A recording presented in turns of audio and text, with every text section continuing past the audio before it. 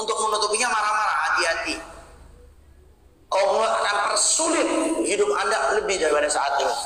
Ya, ini dua hal yang harus diingat kepada orang yang berhutang. Nah, kemudian yang kedua, kepada orang yang memberikan hutang. Satu, Anda boleh menagihnya, tidak usah pakai ragu-ragu. Anda kalau perlu uangnya nggak usah segan-segan tagih. Kenapa? Itu hak Anda. Itu hak kita yang punya uang. Jadi tinggal kita tagih saja. Yang kedua, di saat kita menagihnya, ternyata subhanallah dia memang nggak punya uang. Dan kita lihat memang susah. Maka sebaik-baik orang yang memberikan hutang adalah yang memberikan tempo kepada orang yang berhutang yang belum bisa membayarnya. Jadi kita kasih tempo, kita kasih kesempatan lagi. Sampai kapan Ustaz? Sampai dia mampu untuk membayarnya. Dan yakinlah, di saat kita memberikan tempo kepada orang, kemudian kita pun dalam keadaan butuh, dan dia itu tidak memilikinya, maka Allah akan buka lewat pintu rezeki yang lainnya. Karena Nabi Muhammad SAW sudah pernah mensabdakan, Allahu fi aunil abdi maka al abdu fi auni akhi. Allah akan senantiasa menolong kita selama kita menolong orang lain.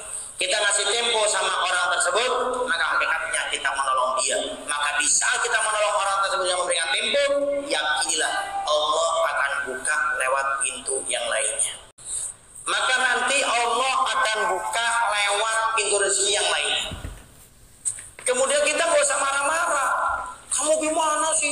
Kan meleset. Kan gini-gini. Ya sekarang gimana? Dia sudah gak punya uang. Nah, beda halnya yang kayak tadi. Dia mampu untuk membayar, kita tahu, dan dia pura-pura tidak punya uang. Kita berhak mengambil barangnya dia atau uangnya dia yang ada. Tidak jadi masalah.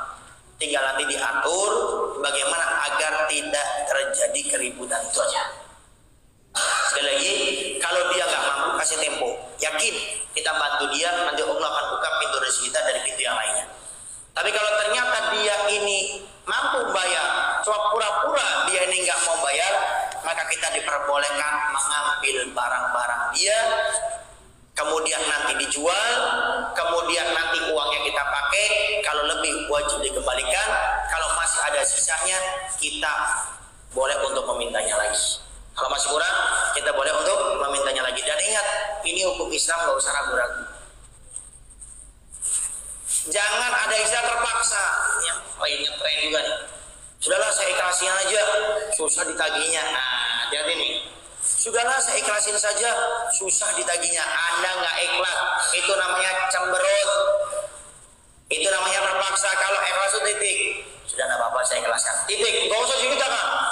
Udah bilang diikhlaskan, duduk sama temen yang lainnya cerita, duduk sama ini cerita. Nah, Anda nggak ikhlas, pahalanya tidak ada sama sekali. Kalau kita mau mengikhlaskan, maka tolong tidak ada embel-embel sama sekali. Sudahlah, nggak apa-apa saya ikhlaskan, titik. Nggak usah cerita sama orang lain.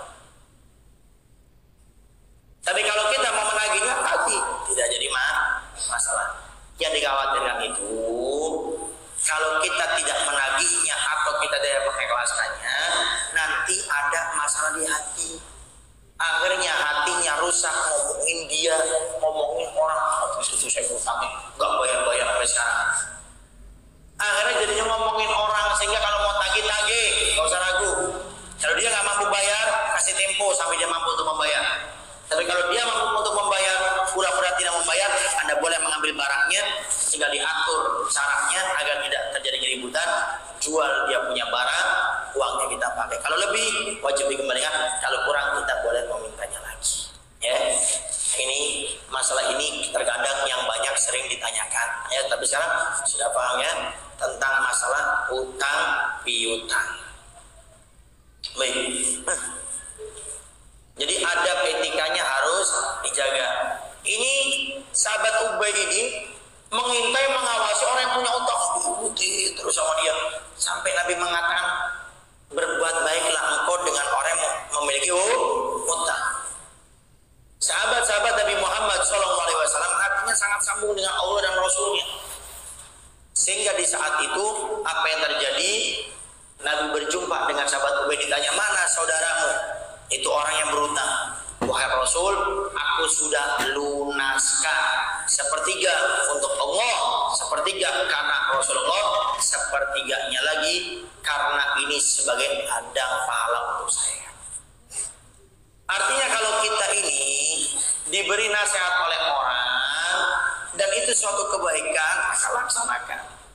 Karena penyakit kita hari ini kalau diingatkan oleh orang suatu kebaikan sudah ditunda, pada akhirnya nggak jadi. Coba contohnya apa? Umroh. Orang mau umroh itu udah isu, nantilah kalau berangkat, kalau enggak akhirnya nggak berangkat sama sekali. Atau sodako, mau sodako nanti aja lah, besok pun nggak sodako.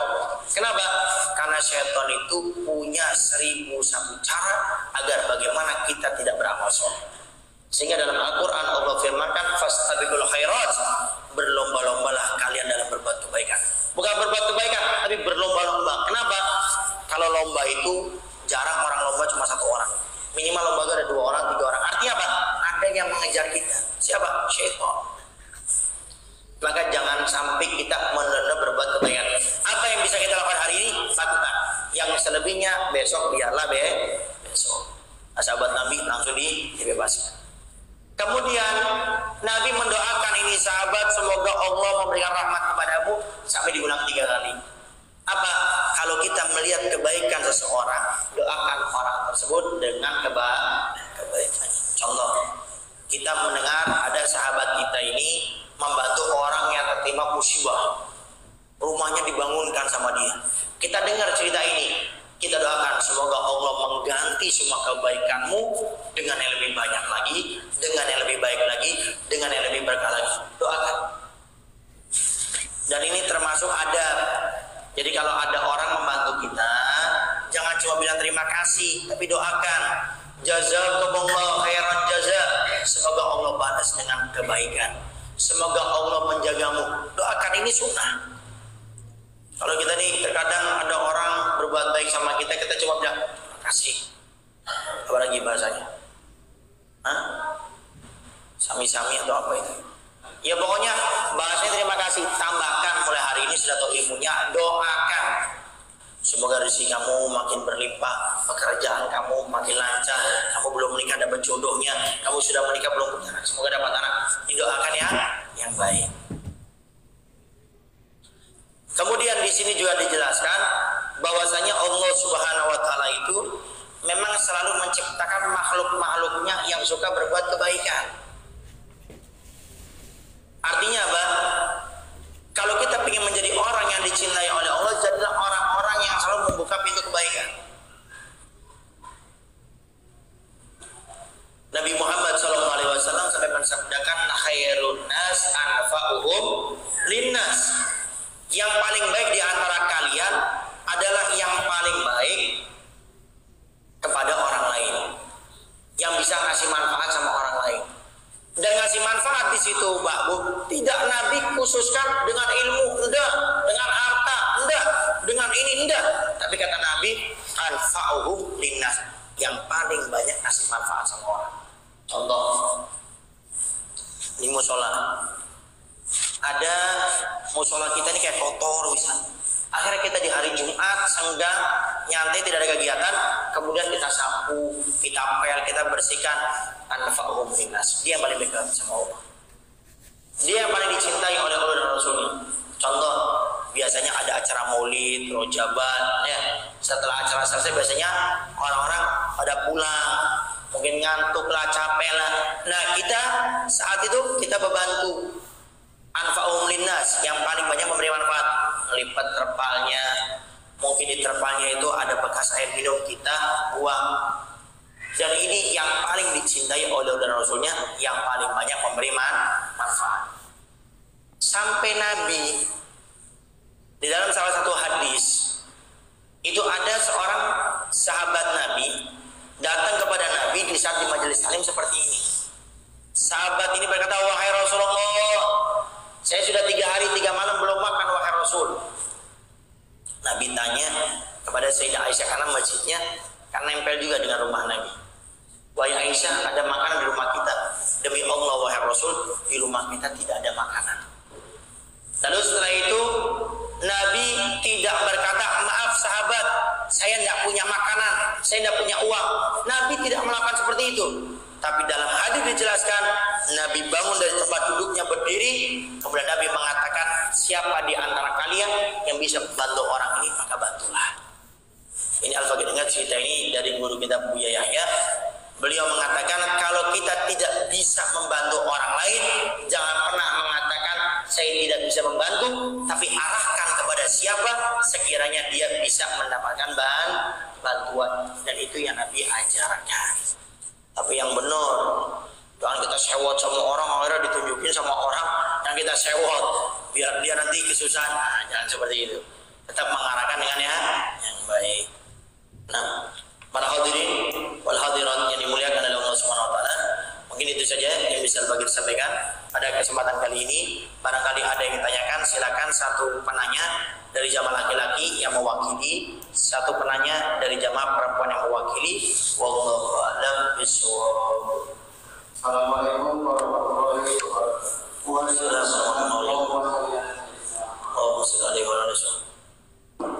Ada yang bertanya, kalau bohong itu hukumnya dosa, bagaimana kalau bohongnya itu untuk menyelamatkan nyawa orang lain? Contohnya, ada orang hari-hari minta tolong, dan sedangkannya ada yang berbuat bohong, nanyain, Pak, dia orang di sini, apa sih masalahnya? Pokoknya mau saya bunuh. Nah, itu bilang nggak tahu.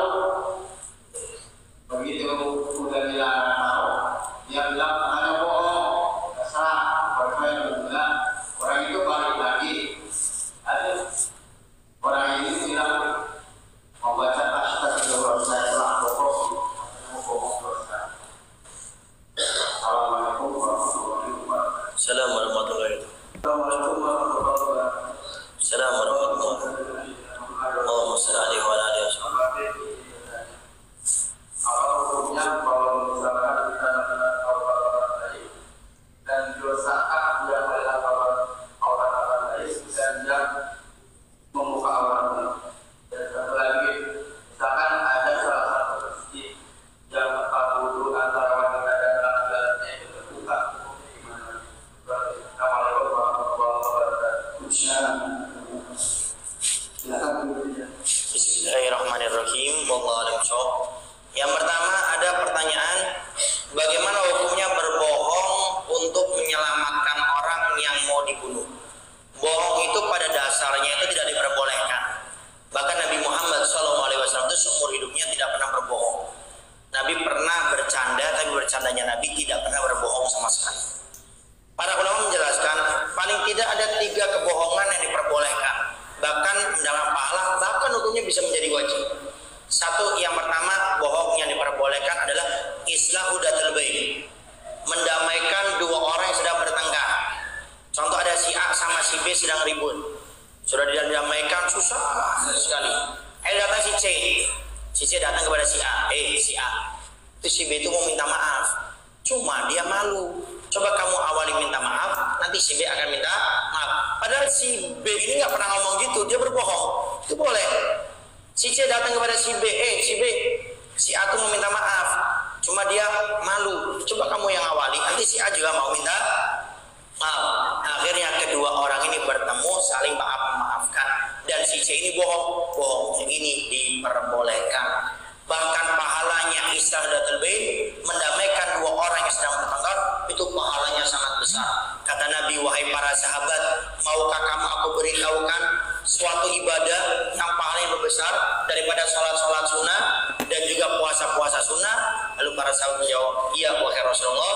Lalu Nabi Muhammad SAW menjawab, islahdatul bain, mendamaikan 2 orang yang sedang ribut. Kemudian berbohong yang diperbolehkan lagi adalah berbohong untuk menyembunyikan orang yang mau dibunuh. Nah, seperti tadi, itu diperbolehkan. Bahkan hukumnya wajib. Kenapa? Kalau kita tidak berbohong, bisa mati orang itu. Maka ini bukan hanya boleh, wajib wajib hukumnya. Karena salah satu yang harus dijaga adalah nyawa seseorang. Kemudian yang ketiga adalah boleh berbohong untuk menyembunyikan pasukan kaum muslimin yang ditanya oleh orang kafir. Contoh, terjadi suatu peperangan. Kemudian kita ditanya sama orang kafir, kamu tahu enggak berapa jumlahnya kaum muslimin? Lalu kita berbohong, jumlahnya 1000. Kita bilang cuma 300. Itu diperbolehkan, tidak jadi masalah. Wallahu a'lam bishawab. Kemudian bagaimana hukumnya melihat aurat dan yang membuka aurat? Dua-duanya sama-sama dapat dosa. Yang membuka aurat sudah pasti dosanya selama dia membuka auratnya di tempat yang umum ya. Beda halnya di rumah dia sendiri atau sama suami sama istrinya tidak ada aurat, bebas. Atau kalau sama mahramnya yaitu antara lutut sampai ke pusar, itu aja yang tertutup, maka tidak jadi masalah. Tapi kalau yang dimaksudkan seperti di luar rumah yang umumnya banyak laki-laki ajnabi atau perempuan ajnabiyah, maka hukumnya haram dan dia berdosa. Lalu bagaimana sama orang yang melihat? Kalau pandangan yang pertama tidak dosa, pandangan yang kedua baru dosa. Al-ulala wa tsani alik. Pandangan yang pertama tidak ada dosa, pandangan yang kedua baru dosa. Kecuali kita sudah meniatkan akan datang ke tempat yang kemungkinan besar aurat itu akan terlihat dan kita sudah niat seperti itu, maka pandangan yang pertama sudah dosa. Termasuk seorang perempuan khususnya yang mengupload wajahnya di media sosial, apalagi itu kaitannya dengan aurat. Kata Al-Fakir, saya punya guru Ustaz Sigab Baharun, di saat datang kepada seorang aulia, wali ini mengatakan, wahai Ustaz Sigab, saya pernah mimpi bertemu Nabi Muhammad SAW. Dalam mimpi saya lihat Nabi itu cemberut. Lalu saya tanya, wahai Rasulullah, kenapa engkau cemberut? Nabi menjawab, ada umatku yang tidak melakukan apa-apa tapi dosanya update 24 jam di hadapan Allah Subhanahu wa taala. Lalu aku bertanya, siapa itu wahai Rasul? Yaitu umatku seorang perempuan yang suka mengupload wajahnya di media sosial. Ya. Ini yang tidak kelihatan daripada auratnya, apalagi yang auratnya. Memang mimpi Nabi tidak bisa jadi dalil, tapi untuk tahdir wanti-wanti harus. Ini ketat ya, apalagi sampai yang membuka auratnya. Jadi selama itu aurat tidak dihapus para perempuan, maka selama itu ada, maka dosanya mengalir terus di hadapan Allah Subhanahu wa taala. Bagaimana cara memutuskannya, menghapusnya? Dengan kita hapus itu foto. Ustaz, saya sudah nggak tahu bagaimana kuncinya atau cara menghapusnya. Yang penting Anda berusaha, berikhtiar, datang kepada pakarnya.